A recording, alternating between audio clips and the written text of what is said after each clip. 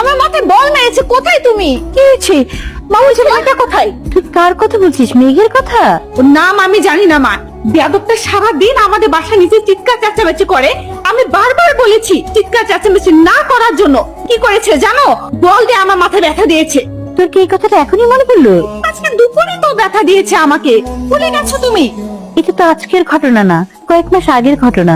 আজকে দুপুরেই তো হয়েছে। এই বেয়াদব, তুই এখানে কি করছিস? আর তুই কালকে আমার মাথায় কেন বল মেরেছিলি? কথা বলছিস না কেন? কথা বল। বুঝতে পেরেছি, বান্দায় বল পড়েছে তাই না? তোর বল আমি আর দিচ্ছি না। বেয়াদব একটা ছেলে। কি বলছো ছায়া? আমি তোমার মাথায় কখন বল মেরেছি? মা দেখো, বেয়াদবটা এসেছে দেখো। ছায়া এভাবে রেগে আছে কেন? আমি কি করেছি? তুমি ওকে বল দিয়ে মেরেছো, ও ব্যথা পেয়েছে না? কেন বল দিয়ে মেরেছো? আর আমাদের জানালার নিচ